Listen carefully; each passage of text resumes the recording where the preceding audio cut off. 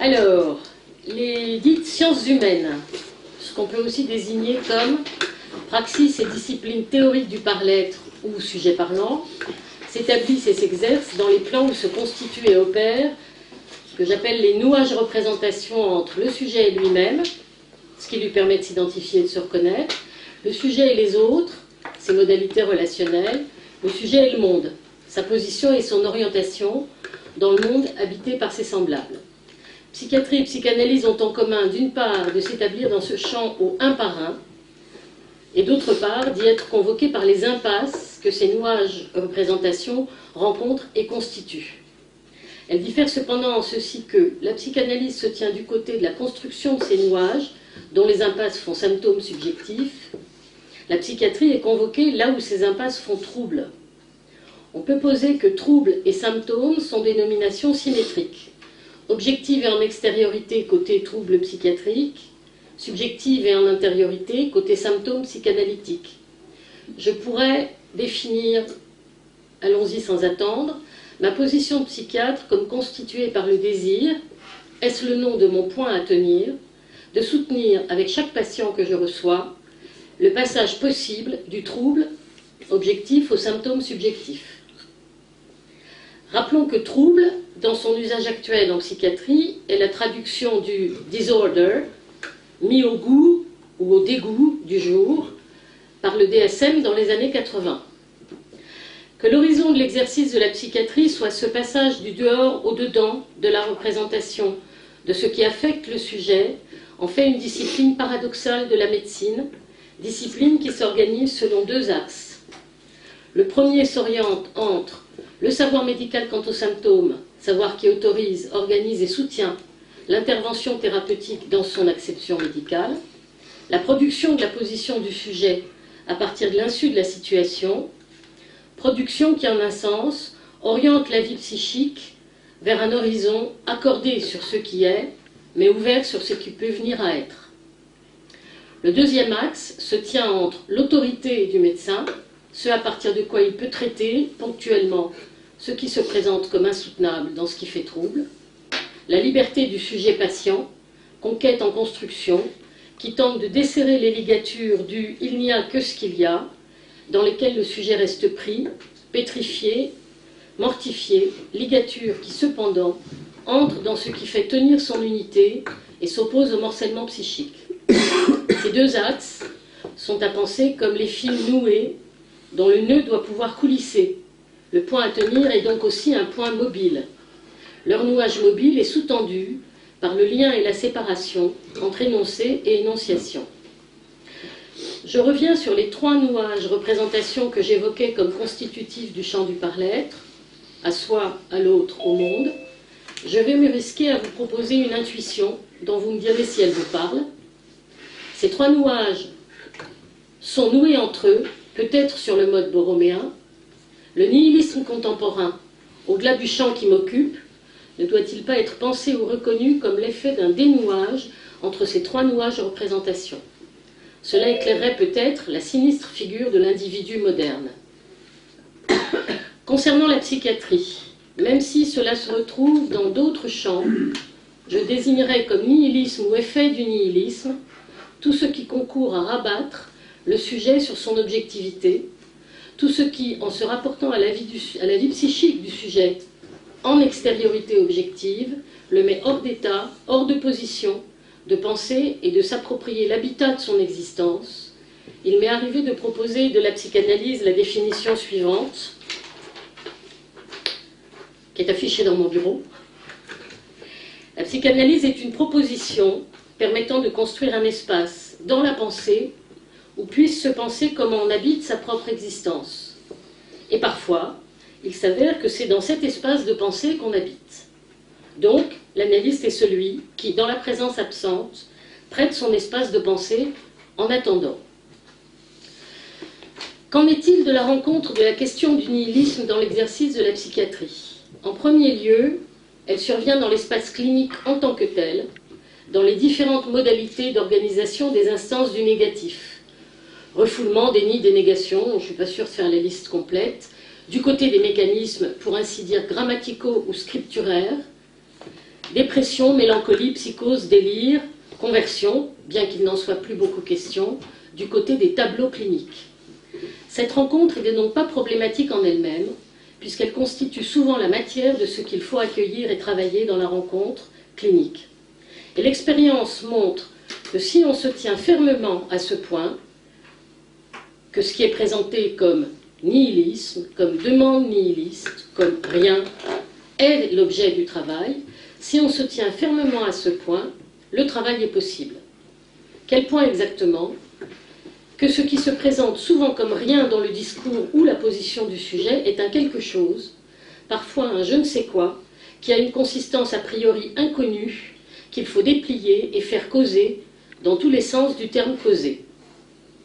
Je vais évoquer ici un exemple qui est un exemple en vérité pour moi inaugural, puisque c'est le premier patient avec lequel j'ai été au long cours aux prises avec la question du rien. C'est un gars qui arrive à l'hôpital après 7 ans d'errance. Il a perdu à peu près tout ce qui constituait son existence. Alors, son travail, sa compagne, son enfant, son domicile, enfin, il est absolument défait. Et il arrive à l'hôpital psychiatrique à une époque où il suffisait de sonner en disant « j'ai pas où aller » pour entrer. Je vous parle de ça, c'était en 85. Donc, de l'eau a coulé sous les ponts, malheureusement, sous les ponts où sont d'ailleurs ceux qui n'ont pas où aller. Donc cet homme est accueilli, il est accueilli à une période où je ne suis pas là. Sa demande, qui est prise comme une demande de gîte et couvert, est reçue comme telle, et on lui trouve une solution sociale, une place dans un accueil familial, qui ne tient pas une semaine.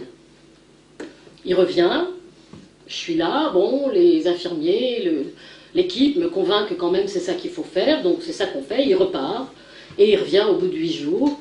Et à ce moment-là, je tiens que puisque les réponses sociales n'ont pas tenu, il faut tenir que c'est psychiatrique. C'est-à-dire que tout sujet qui vient à l'hôpital psychiatrique, s'adresser à un psychiatre, même s'il dit le contraire, il sait ce qu'il fait. Il s'engage à une tentative de travail qui va durer au moins 3 mois, où je le vois 2 à 3 fois par semaine, et où je suis absolument envahie par le fait que lui est envahi par le rien. Alors il n'est rien, il ne sait rien, il ne peut rien, il ne pense rien, il ne veut rien, il ne dit rien, et même, alors qu'il est dans la dépendance complète, il ne demande rien.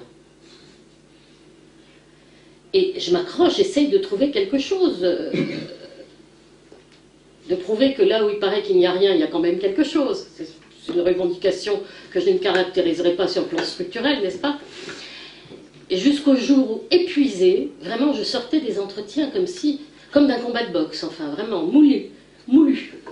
Jusqu'au jour où, n'en pouvant plus, je lui dis d'un air un peu comme ça, entre deux airs, « Ah ben alors, en tout cas, grâce à vous, je vais devenir célèbre. » Il me regarde avec étonnement, je lui dis « Oui, je vais écrire un article où j'expliquerai que j'ai rencontré un rien et que quand même il m'a parlé. » Et alors là, tout d'un coup, il se passe quelque chose évidemment tout à fait incalculable, qui est le gars me regarde et il me dit « Ah oui, mais c'est pas pareil, parce qu'avec vous, j'ai une place. » Et à partir de ce moment-là, le travail s'engage. C'est-à-dire c'est un travail qui dure 2 ans, qui est un travail de reconstruction de son histoire, qui est tout à fait fructueux, qui me conduit d'ailleurs à écrire ma thèse à son sujet, sous le titre « Les sans domicile fixe en psychiatrie, comment ne pas s'en débarrasser ?» et où je soutiens qu'il n'y a pas de cas sociaux en psychiatrie, il n'y a que des cas psychiatriques, d'ailleurs toujours mon point. Voilà, autre figure du négatif, alors figure radicale et emblématique de quelque chose qui souvent écrase l'exercice, c'est la question du suicide. Figure emblématique de la destruction nihiliste. Sur le suicide, je dirais 3 points. Premièrement, quand il aboutit, il abolit la question. Alors, je vais quand même vous citer Jacques Lacan, on a besoin de lui. C'est où, c'est pas loin. Voilà. Le suicide est le seul acte qui puisse réussir sans risque de ratage. Si personne n'en sait rien, c'est qu'il procède du parti pris d'en rien savoir. Alors ça, j'ai mis 20 ans à comprendre ce que ça voulait dire. C'est-à-dire que la question du ratage, là, elle fait référence à l'acte manqué, c'est-à-dire à l'acte susceptible d'interprétation. Le suicide est le seul acte qui soustrait à toute interprétation et donc à tout ratage. En ce sens. Donc, quand il aboutit, ben, pas de problème. Enfin, pas de problème psychiatrique, en tout cas, je veux dire, l'affaire est close. Quand il n'aboutit pas, il est la manifestation de l'envahissement critique du sujet par ceux qui le nient. Et c'est donc sur ce point qu'il faut travailler.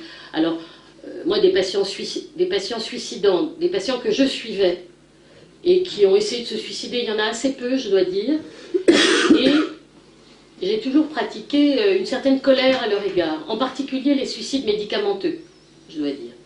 Je me souviens d'un de mes patients que je revois en consultation après qu'il ait passé 4 semaines en réanimation. Il avait avalé tout le traitement.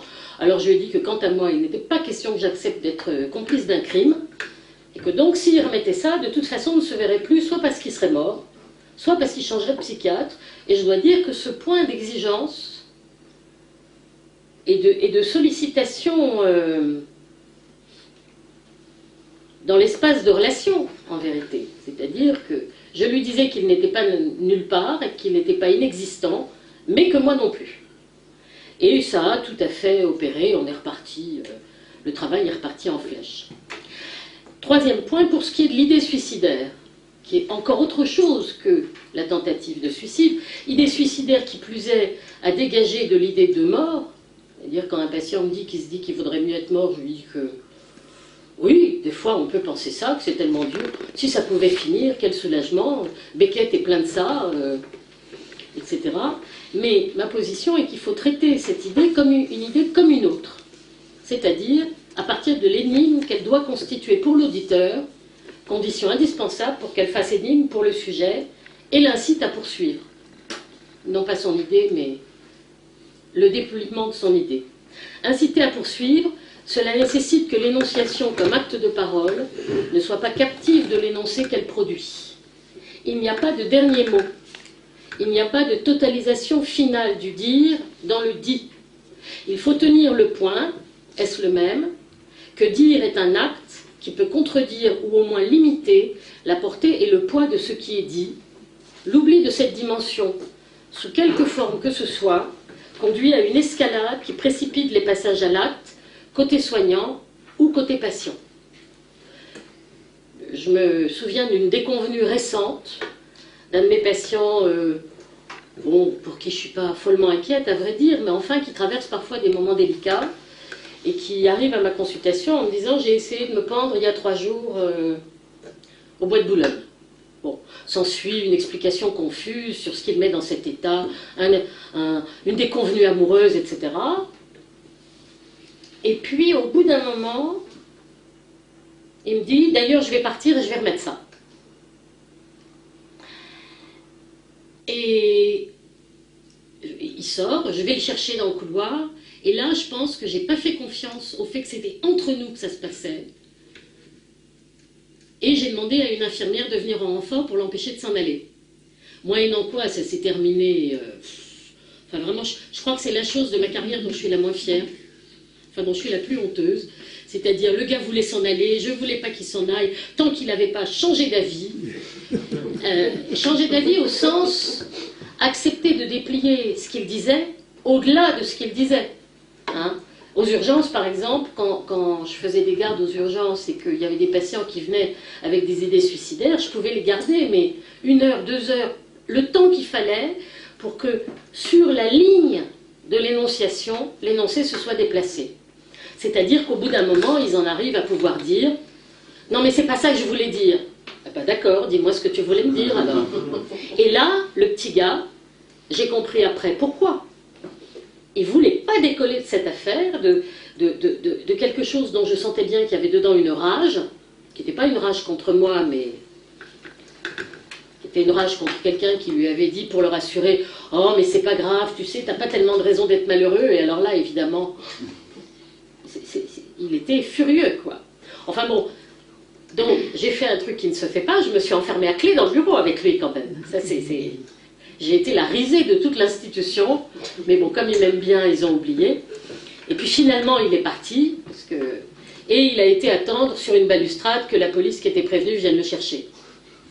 Et puis je l'ai revu 4 jours plus tard, il a été hospitalisé 2 jours. Mais enfin, quand même, j'étais pas très fière. En revanche, donc, cette affaire de comment on est confronté au travail taraudant du néant, du nihilisme, de l'anéantissement, bon ben ça c'est le boulot, quoi. Il faut juste pas s'affoler. C'est-à-dire, il faut tenir que, quels que soient les énoncés aussi noirs et négatifs qu'ils puissent être, toute parole est une parole de vivant. L'autre, il est là pour le dire, et donc tenir ça. Bon, il ne faut pas le laisser repartir avec trop de pavés dans sa besace, mais ça, il faut déminer, quoi. Il faut déminer le terrain. Ce qui est plus problématique, c'est la participation du psychiatre au mouvement nihiliste du patient. Ou au mouvement d'anéantissement du patient, c'est deux points distincts. Alors, la participation au mouvement nihiliste du patient, ça consiste en une chose précise, qui est de donner une consistance exagérée à l'énoncé, qui du coup englue tout mouvement d'énonciation possible. Et ça, je dois dire qu'il y a de quoi s'inquiéter, parce que c'est comme ça que sont formés les jeunes psychiatres et les jeunes médecins qui font des gardes, c'est-à-dire, si quelqu'un a des idées suicidaires, on l'hospitalise. Comment ça? Mais moi, j'hospitaliserais la moitié des gens que je vois aux urgences si je faisais ça. Or, je ne le fais pas. Et j'ai pas beaucoup d'accidents suicidaires dans ma carrière. Et je me souviens avoir expliqué ça à une interne de médecine quand j'étais aux urgences et qui me disait tout étonnée, nous on a des guidelines, quand il y a des idées suicidaires, il faut garder les patients, et puis toi tu les vois, tu les connais pas, tu les vois en entretien, tu les laisses repartir. Comment tu fais? Ben, je dis parce qu'entre le début de l'entretien et la fin, il a changé de position. Et puis on discute sur c'est quoi les idées suicidaires, et elle finit par m'avouer que de temps en temps, quand la journée a été très difficile, elle se couche le soir en se disant si le soleil pouvait ne pas se lever demain, quel soulagement. Ben, je lui dis, t'as envie de te suicider? Elle me dit non, c'est juste que de temps en temps, quand c'est trop dur, l'idée que peut-être ça pourrait s'arrêter, ça soulage. Ben, très bien. Donc ça, cette affaire de donner trop de consistance au négatif, au lieu de considérer que tout énoncé négatif est une affirmation du négatif avec lequel on est aux prises, est une faute technique. Et puis c'est un défaut de confiance. Et alors ça, évidemment, c'est une faute éthique absolument... D'ailleurs, la seule éthique de l'exercice de psychiatre, c'est une éthique de confiance. Parce que sinon, on arrose, il ne se passe plus rien, et puis c'est bien, quoi. Il m'est arrivé de dire à des patients qui arrivaient en me disant « Docteur, vous ne voulez pas me donner un truc qui me fasse dormir pendant 6 mois ?» Alors bon, quand j'étais jeune, j'étais un peu impolie. Et il y en a un, je me souviens, qui m'a dit ça, et je lui ai dit « Alors, ici, c'est pas possible, mais alors vous allez sortir, vous prendrez la première à gauche, la deuxième à droite, il y a Truffaut, pour les plantes vertes, c'est là qu'il faut y aller. » Je dois dire que ça fait de l'effet, en général. C'est-à-dire que... Ben oui, c'est-à-dire... Alors, si j'avais gagné 1 bal à chaque fois qu'un patient m'a dit « Vous ne parlez pas comme les autres médecins », je pense que je me serais acheté une maison de campagne où il y aurait eu des plantes vertes, peut-être.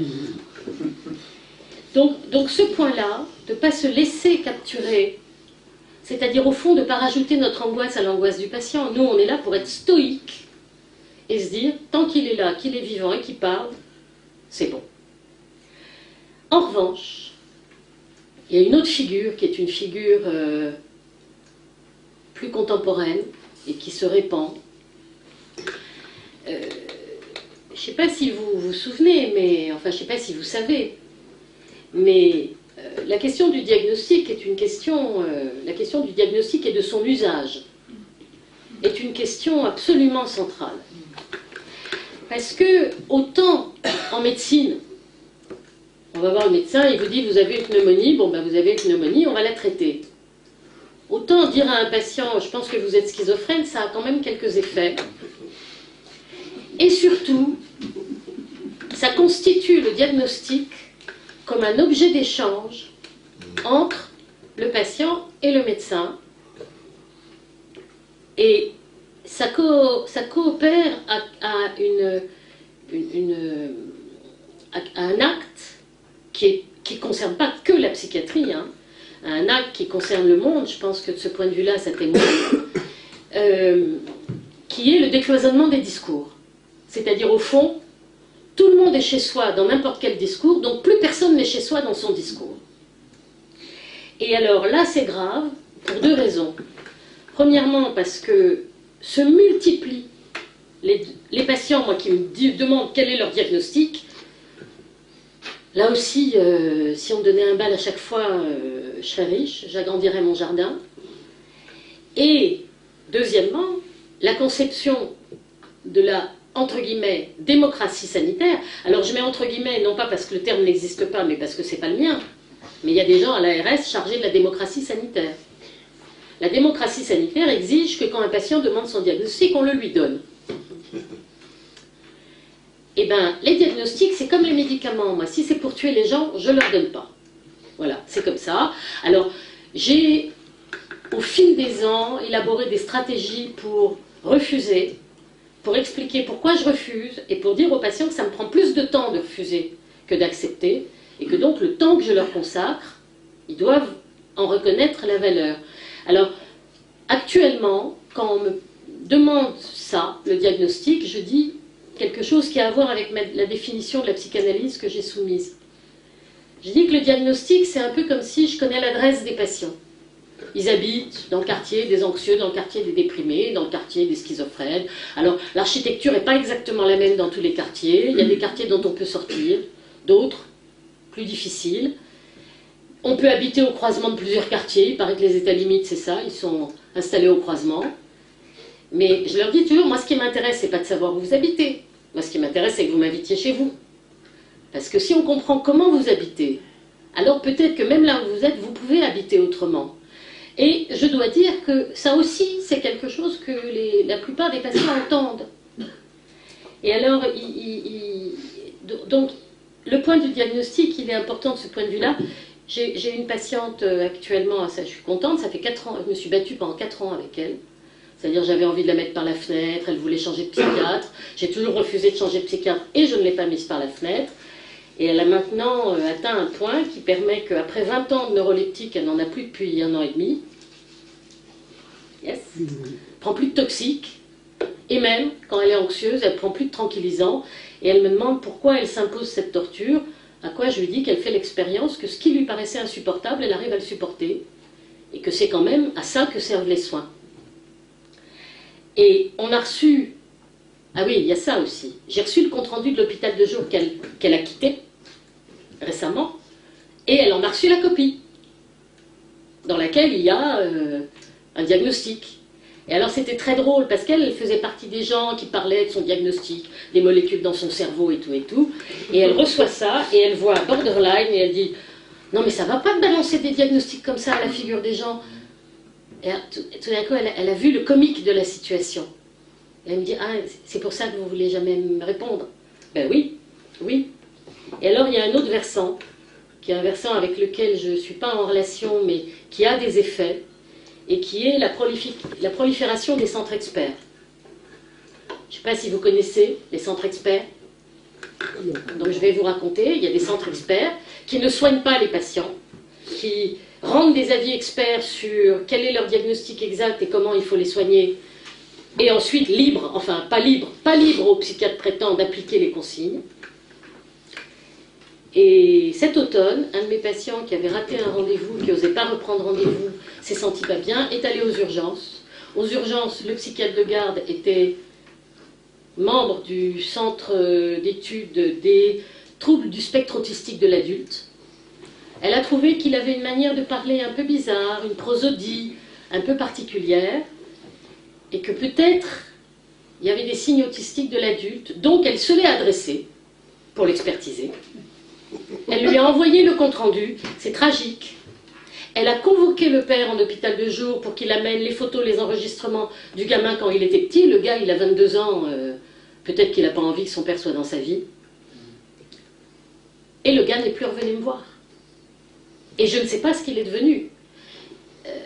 Je lui ai écrit, pour l'instant il ne m'a pas répondu, je vais voir, mais je me suis dit de deux choses l'une, soit il a décidé qu'on lui fournissait un espace discursif dans lequel il était soulagé de sa propre singularité, C'est-à-dire qu'il y a un énoncé qui fait l'économie de toute énonciation, du côté du psychiatre, du côté du patient, ou bien il s'est suicidé, peut-être. Je ne sais pas, je vous le dirai.